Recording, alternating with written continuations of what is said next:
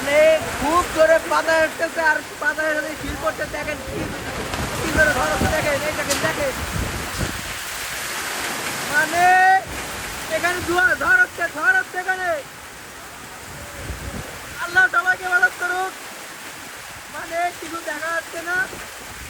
সব খান দিয়ে বাতাসে সব কিছু ছেড়ে গেছে এই যে।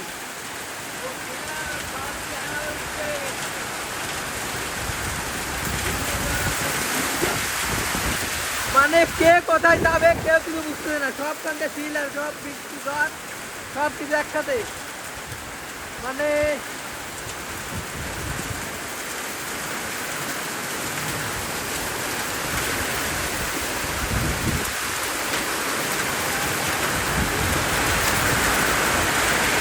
এই যে